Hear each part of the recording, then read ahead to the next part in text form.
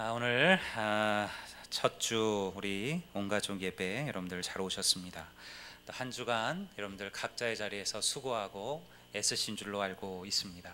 옆 사람 자가 인사하시죠. 정말 진심을 담아서 한 주간 수고하셨습니다. 고생하셨습니다. 우리가 수고하지 않고 사실은 하루하루를 살 수 없는 시대를 살아갑니다. 그렇기 때문에 여러분 이 한 주 드리는 이 예배가 우리의 수고와 또 우리의 모든 짐들을 주님 앞에 내려놓을 수 있는 그런 은혜의 시간들이 되기를 주의 이름으로 축원합니다. 하나님의 백성들은 하나님이 어떤 분이신가 대해서 많은 것을 알고 있습니다. 그걸 위해서 우리는 설교도 듣고요, 성경도 읽고 또 공부도 합니다. 우리 대부분은 하나님에 대해서 이렇게 고백합니다. 하나님은 전지하시고 전능하시며 또 그분 안에는 능치 못할 일이 없다라고 이야기합니다. 그러면서도 막상 우리는 하나님을 우리 인간들의 작은 틀 속에 가두고 살아갈 때가 너무나도 많습니다. 말로는 하나님은 모든 것을 할 수 있다라고 이야기하면서 막상 내 인생에 어려움과 시련이 다가오면 아무도 나를 도와줄 자 없고, 아무도 내 편이 없고, 아무도 나의 힘이 되어줄 자가 없다, 그렇게 낙심하고 절망하기도 합니다. 그런데 이러한 절망들은 사실은 우리가 하나님이 어떤 분이신지를 제대로 모르기 때문에 그렇습니다. 진정으로 하나님의 능력이 필요할 때 우리가 하나님을 보지 못하고 세상을 보고 환경을 바라보기 때문에 이러한 절망과 낙담이 우리들의 인생에 찾아오는 것입니다. 믿음이란 무엇입니까? 사람들에게는 불가능하지만 하나님께는 모든 것이 가능하다라고 고백하는 것이 믿음인 줄로 믿습니다. 그래서 여러분, 이 믿음은 더 큰 믿음을 낳고 그 믿음은 또 다른 믿음을, 그리고 결국은 우리가 상상할 수도 없는 삶의 위대한 기적들을 일으키는 것이 바로 믿음입니다. 우리가 하나님과 함께 하는 위대한 믿음의 삶을 산다면 절대 성도들의 삶은 시시할 수가 없습니다. 평범할 수도 없죠. 왜냐하면 하나님은 항상 최고의 것을 주시는 분이시기 때문에 그렇습니다. 저는 오늘 우리 사랑하는 교회가, 그리고 우리 성도들이 참으로 하나님 주신 이 놀라운 이 믿음의 복들을 누리시게 되기를 주의 이름으로 축원합니다. 우리는 홍해 앞에 섰던 모세의 이야기를 잘 알고 있습니다. 아마 주일학교 때 가장 많이 들었던 이야기가 바로 이 홍해 바다를 가르던 모세의 이야기였을 것이고요. 그리고 우리가 하나님의 능력을 이야기할 때마다 항상 이야기했던 이 본문이 바로 이 홍해 바닷가에 섰던 모세의 이야기였을 겁니다. 430년 동안 이스라엘 히브리 백성들은 이집트에서 노예로 살았습니다. 그리고 하나님께서 때가 돼서 모세라는 걸출한 지도자를 그들에게 보내셨어요. 그리고 그들을 드디어 이스라엘 히브리 민족을 애굽으로부터, 이집트로부터 해방을 시킵니다. 그런데 이 노예들을 풀어준 이집트의 황제가 곧 후회를 합니다. 야, 이들이 없으면 앞으로 내 피라밋은 누가 지을 것이며, 그리고 우리의 성벽은 누가 쌓을 것이며, 그래서 다시 군대를 보내어 이 풀어준 히브리 노예들을 잡아오라고 시키죠. 앞에는 지금 홍해라는 바닷가가 가로막혀 있었습니다. 뒤에는 이집트의 기마 군대가 물밀듯이 밀려들고 있었습니다. 다시 말해서 그들의 힘으로는 아무것도 할 수 없는 상황에 처했습니다. 바다를 건너갈 배도 없었습니다. 혹은 이 기마 군대와 맞서 싸울 만한 군대도 없었습니다. 400년을 노예로 살았던 이스라엘 백성들이 칼 하나 창 하나 제대로 가지고 있었겠습니까?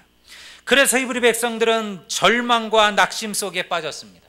이제는 다 죽었구나 생각했죠. 모세를 원망했어요.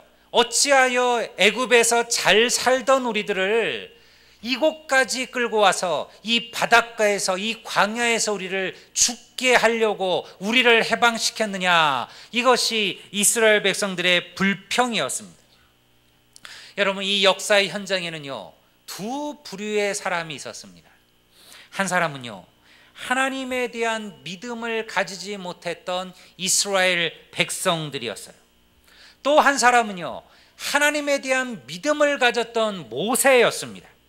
하나님에 대한 믿음이 없었던 그들에게는요, 그 바닷가는 절망이고 더 이상 나아갈 수 없는 벽이었지만요, 그러나 모세에게는 달랐어요. 모세에게 그 바닷가는요, 하나님의 위대한 역사를 경험할 하나님의 축복이었고요, 새로운 땅, 하나님이 약속하신 약속의 땅으로 건너갈 길이었어요. 여러분, 이것이 믿음으로 세상을 바라보는 눈의 차이였어요. 사랑하는 여러분, 우리의 힘으로 할 수 없는 것, 우리가 더 이상 어찌할 수 없다고 절망하는 것, 낙담하는 것, 그러나 그곳에 하나님의 위대한 역사가 시작되고 있음을 사는 성도들 믿으시기를 주의 이름으로 축원합니다. 바로 이것을 일으키는 불씨가 믿음이라는 것입니다. 모세는 두려웠던 이스라엘 백성들에게 무엇이라고 선포했습니까? 우리가 오늘 읽은 본문의 말씀에 그대로 나와 있죠. 너희는 두려워 말고 가만히 서서 오늘 여호와께서 너희를 위하여 행하시는 구원을 보라. 너희가 오늘 본 애굽 사람을 영원히 다시 보지 아니하리라. 여호와께서 너희를 위하여 싸우시리니 너희는 가만히 있을지어다. 여러분, 얼마나 위대한 모세의 선포예요. 다 죽겠다 그러고 이제는 끝났다 얘기하는데요, 모세는 뭐라고 얘기합니까? 걱정하지 마라, 두려워하지 마라, 이제 너희는 가만히 있어라. 이제부터 여호와께서 너희를 위하여 일하실 것이다. 이 고백이 모세 입술로부터 선포된 거예요. 여러분, 하나님께서 우리를 위하여 싸우시는데 감히 누가 성도들을 막겠습니까? 여호와께서 우리의 편이시라면 누가 감히 우리를 흔들 수가 있겠습니까? 오늘 여러분의 삶을 위하여 하나님께서 여러분을 위하여 싸우시고 계신다는 이 사실을 믿음으로 고백하시기를 주의 이름으로 축원합니다. 여러분, 그래서 믿음은요, 위대한 능력이 있는 거예요. 믿음은 하나님으로 일하게 하셔요. 이게 얼마나 멋진 말입니까? 우리의 일이라는 게 한계가 있잖아요. 우리 역시 여러분 열심히 일합니다. 우리 모두가 수고하고 애씁니다. 땀 흘립니다. 그러나 세상에는 내 힘과 내 능력으로 되지 않는 일들이 항상 있게 마련이에요. 여러분, 그때 믿음은 하나님을 위하여, 하나님으로 하여금 나를 위하여 일하게 하신다라는 거예요. 어쩌면 불경스러운 말처럼 들리기도 하잖아요. 여호와께서, 전능하신 하나님께서 고작 나를 위하여 일하신다. 이 나라를 위하여서도 아니고, 이 민족을 위하여서도 아니고, 이 세계를 위하여서도 아니고, 그런 나라를 위하여 일하셔도 대단할진데, 여러분, 고작 나 같은 한 인생을 위하여 하나님께서 싸워주신다, 하나님께서 일하신다는 이 말, 위대한 믿음의 고백 아닙니까? 그러니 여러분, 하나님을 우리의 작은 생각의 틀 속에 집어넣으시면 안 돼요. 이것은 하나님도 안 될 거야, 이것은 하나님도 어려우실 거야, 이것은 하나님에게도 힘든 일이야, 이런 건 없습니다. 여러분, 하나님은 오늘 믿는 자들의 삶 속에서 위대한 역사를 반드시 행하실 줄로 믿습니다. 저희 어머니는 대단한 믿음의 소유자입니다. 북한의 북쪽에 공산정권이 들어서고 6.25 전쟁이 발발하면서 저희 어머님과 외가 식구들은 6.25 때 거의 대부분 남쪽으로 내려와만 했습니다. 이유는 간단했어요. 그는 신앙을 지키기 위해서였습니다. 광복 이후에 김일성 정권이 들어서면서 저는 어린 시절 제 어머니께 이런 얘기를 많이 들었어요. 그때는 저희 어머님이 아주 어렸을 때죠. 이제 막 초등학교를 갓 들어갔을 이런 나이에, 그때는 일요일마다 공산 정권이 사상학습을 했다 그래요. 이유는 간단했어요. 기독교인들이 교회 가는 것을 막기 위해서였습니다. 그래서 일요일 날 예배 때만 되면 학교에 불러놓고 공산 사상 교육을 했습니다. 그래도 거기에 참여하지 않고 교회 오는 이들에게는 그 다음날 학교에 가서 혹독한 자아 비판을 하셔야 됐다고 합니다. 저는 어렸을 때 그래서 자아 비판 많이 했습니다. 저희 어머님이 뭐만 잘못하면 세워놓고 자아 비판하라고, 그게 아주 익숙한 그런 문화였습니다. 결코 기독교의 신앙은 금지되었습니다. 교회는 폐사됐고요. 그리고 여러분들 송두리째 무너져 버렸습니다. 저희 어머님에게는 믿음을 지키는 것보다 더 중요한 일은 없었습니다. 우리가 잘 알고 있는 국제시장에서 여러분들 보았던 것처럼 그 함흥부둣과 그 미군의 배 10만 명이 탔던 그 피난민 가운데 저희 어머님도 계셨습니다. 아무것도 없이 빈손으로 친척 하나 없는 남쪽으로 내려왔지만요, 저희 어머님에게는 굳건한 믿음이 계셨습니다. 저희 어머님은요, 반드시 장차 그의 자녀들 가운데 하나님의 종이 세워질 것이라고 기도하셨어요. 저희 어머님은요, 장차 저를 통하여 하나님의 교회가 지어질 것이라고 서원하셨습니다. 여러분, 하루하루 힘들게 전쟁 후의 날들을 살면서도 저희 어머님의 믿음은 흔들리지 않았어요. 여러분, 결국 저희 어머님의 믿음이 저희의 가정을 그렇게 만드셨어요. 저희 아버님을 목회자가 되게 하셨습니다. 네 아들 가운데 두 아들을 목사가 되게 하셨습니다. 그리고 어머님이 약속 서원하신 대로 여러분, 강릉에 하나님의 교회를 개척하셨어요. 그리고 그러기까지 수십 년의 시간이 흘렀지만요, 한 번도 의심하거나 한 번도 낙심하지 않으셨습니다. 그리고 항상 저에게 하신 말씀은 그거예요. 지금도 80이 되신 제 어머니는요, 저에게 그런 말씀을 하셔요. 걱정하지 마라. 다 잘 될 것이다.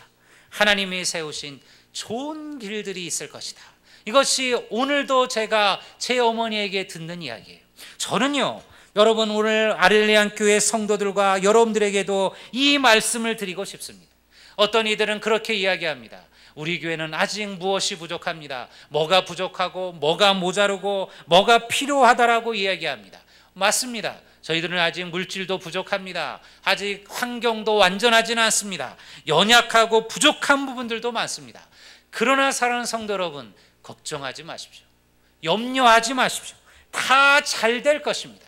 하나님께서 반드시 이 교회를 통하여 하나님의 영광을 드러낼 아름다운 위대한 역사를 써내려 가실 줄로 믿습니다. 여러분, 이 믿음을 갖고 우리가 오늘도 살아가야 하는 거예요. 위대한 부흥은 건물이나 사람이 하는 것이 아닙니다. 하나님에 대한 분명한 믿음의 사람들이 있다면 이미 그 교회는 부흥의 문을 열고 들어가고 있는 거예요. 그러니 오늘날 우리에게 필요한 것은 무엇입니까? 물질이 필요합니까? 맞습니다. 그것도 필요합니다. 하나님, 헌신적인 일꾼들이 필요합니까? 그것도 맞습니다. 우리에게는 더 많은 하나님의 일꾼들도 필요합니다.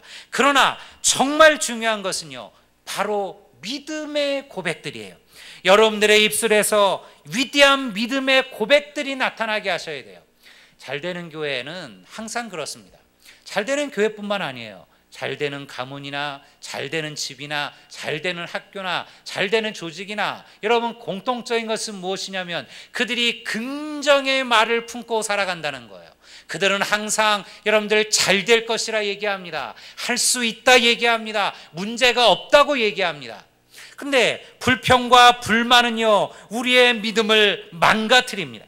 그러니 여러분의 입술에서 부정적이고 패배적인 말들을 제하여 내셔야 됩니다. 안 된다고 하지 마시고 어렵다고 하지 마십시오.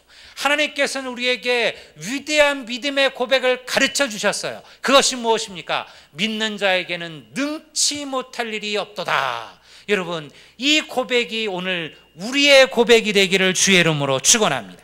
여러분, 우리의 눈에 어떻게 보이냐는 그렇게 중요하지 않습니다. 다른 사람들이 우리를 어떻게 보느냐, 그것도 중요하지 않습니다. 하나님은요, 제한되지 않는 분이셔요. 하나님에게 너무 어려운 일, 너무 힘든 일은 없습니다. 들에서 양을 치며 떠돌아다니던 여러분, 그 작은 목동 소년 다윗이 장차 이스라엘의 왕이 되어 그리고 그의 조국을 구하고 거대한 제국을 세울 줄 누가 생각이나 했었을까요? 노예로 끌려가서 살아가던 여러분, 그 최강대국 바벨론에서 노예로 살던 한 비참한 소녀 에스더가 여러분, 그 나라의 황제의 왕비가 되고 결코 그로 말미암아 멸망의 위기에 처했던 히브리 민족이 다시 구원받게 될 줄을 누가 생각이나 했었을까요? 그들에게 하나님에 대한 믿음이 없었다면요, 그들도 역시 그저 그러한 인생을 살다가 그저 그러한 삶으로 죽는 한 남자와 한 여자였을 겁니다. 그런데 믿음이 그들을 변화시켰어요. 여러분, 그들의 믿음이 겨우겨우 사는 인생이 아니라 상상할 수도 없는 위대한 역사를 일으키게 만들었다는 거예요. 누가 그렇게 했습니까? 그들의 힘이 아니에요. 바로 하나님을 향한 믿음, 그리고 그 믿음을 보시고 하나님께서 그들에게 베푸신 은혜였어요. 그러니까 내게 길이 없고 내게 해결점이 없고 내게 빠져나갈 구멍이 없다고 해서 하나님도 그럴 것이라 생각하지 마십시오. 하나님은요, 우리가 보지 못한 것을 보고 우리가 듣지 못한 것을 들으시며 여러분, 내가 감히 꿈꿀 수 없는 것들을 이루시는 분이신 줄로 믿습니다. 그러니 여러분, 우리가 얼마나 놀라운 인생들입니까? 이런 하나님을 우리가 우리의 아버지로 모시고 살아간다는 거예요. 기독교인들은 그래서 여러분 항상 긍정적이 될 수밖에 없어요. 제가 왜 그런 생각을 해봤어요. 왜 기독교가 들어간 나라들이 잘 살까? 여러분, 이것은 정말 우리가 세계 역사를 다 살펴봐도 비슷해요. 기독교가 들어갔던 나라치고요, 잘 못 사는 나라가 드물어요. 사실은 우리나라도 마찬가지였어요. 우리나라도 마찬가지. 여러분, 누가 우리나라가 정치가들 때문에 잘 살게 됐다고 얘기합니까? 누가 우리나라가 기업가들 때문에 잘 살게 됐다고 얘기합니까? 여러분, 우리가 봐도 정치가들도 문제고 기업도 문제였어요. 그럼에도 하나님께서 이 땅에 정말 상상할 수 없는 놀라운 축복을 허락하셨어요. 여러분, 그것은요, 바로 믿음이 주는 힘이에요. 우리가 낙심하고 넘어졌다가도요, 믿음 있는 자들은 소망을 얻습니다. 아, 그래, 하나님이 나와 함께 하신대, 하나님이 내 기도를 듣고 계신데, 하나님이 나를 붙들고 계신데 내가 이거 못할 거 뭐 있어? 이게 믿음 아닙니까? 저는요, 제 인생을 살면서 이 믿음의 고백이 항상 나를 붙들었어요. 그래서 두려워하지 않았습니다. 여러분, 믿음은 우리들에게 그러한 힘과 능력을 주는 거예요.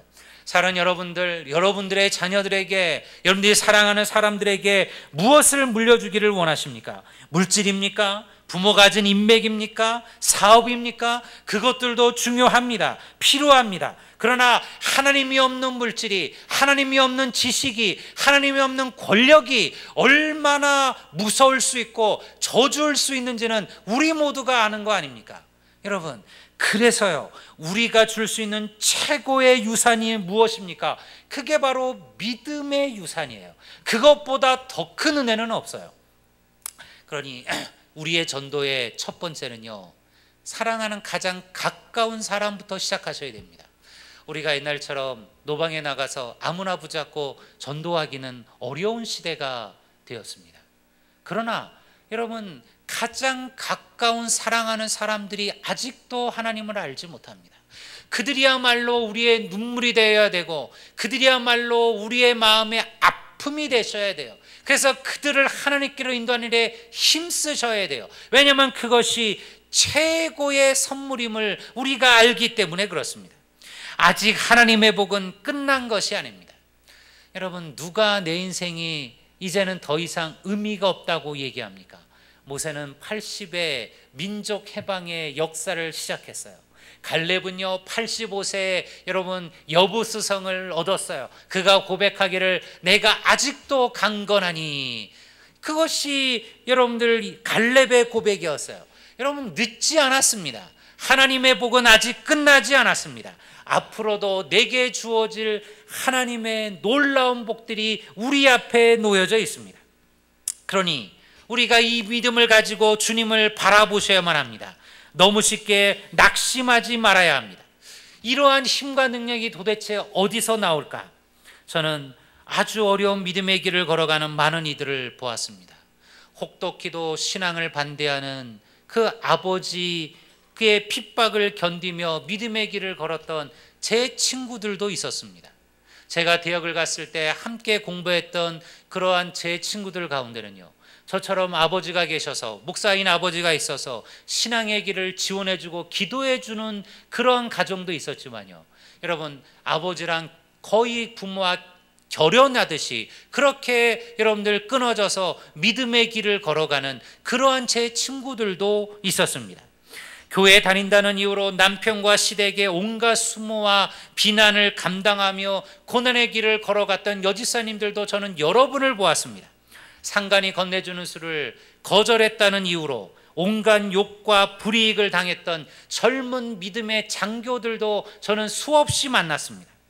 그런데 어떻게 그들이 그 어려움과 모든 것을 이겨내고 감당할 수 있었을까요? 그것이 오늘 본문에 그 답이 나와 있어요. 하나님이 어떤 분이십니까? 우리 주님이 어떤 분이십니까? 여호와께서 너희를 위하여 싸우시리니 너희는 가만히 있을지어다. 오늘 우리가 붙들고 살아가는 믿음은 바로 이 말씀에 근거하는 겁니다. 우리는 약하고 부족하나 우리의 힘이 되시고 우리의 능력 되시는 하나님은 크고 강하셔요. 여러분, 그분 앞에는요 능치 못할 일이 없으셔요. 이 하나님께서 나를 위하여 싸우신다는 이 말보다 더 위대한 축복의 말씀이 어디 있습니까? 우리도 때로 인생을 살며 홍해 바닷가에 마치 막다는 듯한 절망과 낙담을 경험할지도 모릅니다. 우리 힘으로는 대적할 수 없는 그런 애굽의 기마 군대들처럼 여러분 여러 적들과 대적들이 우리를 공격하고 힘들게 할지도 모릅니다. 그런데 여러분 두려워하지 말라라는 거예요. 오늘 이 이야기를 수천 년 전의 이야기를 왜 성경이 기록하고 있으며 우리에게 읽게 하고 있느냐? 오늘날 성도들에게 이 동일한 메시지를 던져주는 거예요. 그 홍해 바닷가 앞에서 낙담하고 절망하던 이스라엘 백성들처럼 혹시 오늘 우리의 삶이 그러한 낙담과 절망을 경험하고 있다면 하나님을 붙들라는 겁니다. 주의 능력의 손을 의지하시라는 거예요. 하나님께서 오늘 나를 위하여 싸우고 계심을 믿습니다. 그러니 여러분 아이들을 보십시오. 그들이 당당한 이유가 무엇입니까? 그들의 옆에 부모가 있기 때문이에요. 주일날 여러분들 우리 아이들 가운데 어린 아이들은 이 교회에 와서 막 돌아다니잖아요. 막 놔두면 뭐 강단도 올라고 왔다 갔다 할 겁니다. 걔들이 여러분들 그럴 수 있는 힘이 어디서 오는지 압니까? 그곳에 부모가 함께 있기 때문에 그렇습니다. 부모가 함께 있으면요 아이들은 두려울 것이 없습니다. 여러분 가냘픈 엄마라 할지라도요 자기의 아이를 위해서는 강력한 전사도 되어질 수 있는 게 부모의 마음이에요. 저는 그런 부모들 여러 봤어요. 사실은 다른 사람들에게 말도 크게 못하고 조근조근한 그런 젊은 엄마가 부당한 일을 당한 자기 아이를 위하여 여러분들 학교를 찾아가거나 혹은 어디를 찾아가서 여러분들 아이를 대변하여 강하게 싸우는 부모를 봤어요. 여러분 그것이 부모 아닙니까? 하나님이 그와 같으시다라는 거예요. 나는 약하고 나는 부족하지만 하나님께서 나를 위하여 싸우신다는 거예요. 우리의 인생에 수많은 대적들이 있습니다. 여러분 세상의 대적뿐만 아닙니다. 우리를 영원히 넘뜨려는 사단도 있습니다. 마귀도 있습니다. 악한 영의 권세들이 있어요. 그러나 그들이 감히 주의 백성을 넘어뜨리지 못하는 이유가 무엇이에요? 하나님께서 나를 위하여 싸우신다는 거예요. 여러분 그 싸움을 일으키는 힘이 어디서부터 온다는 겁니까? 믿음이라는 거예요. 우리가 하나님을 붙들고 하나님을 의지하고 하나님을 바라보면 하나님은 반드시 그 믿음대로 역사하시는 분이십니다. 오늘 우리의 인생 가운데 이 하나님을 붙들고 믿음으로 나아가기를 원합니다. 우리 교회가 이제 곧 새로운 10년을 시작을 합니다. 여러분 우리의 믿음을 고백하십시오. 하나님께서 지난 10년보다 새로운 10년에 주님께서 이 교회를 더욱더 부흥케 하실 것이고 우리의 성도들의 가정을 더욱더 완전하게 하실 것이고 우리의 기업들을 더욱더 풍성하게 하실 것이며 우리의 믿음들을 더욱더 온전하게 하실 것이다. 이 교회를 통하여 하나님께서 큰 역사를 이루실 것이다. 나를 통하여 내 가정을 통하여 내 자녀들을 통하여 하나님께서 영광을 받으실 것이다. 여러분 이러한 믿음의 고백들이 우리 가운데 넘치게 되시기를 우리 주의 이름으로 축원드립니다. 우리 다 같이 자리에서 일어나시겠습니다.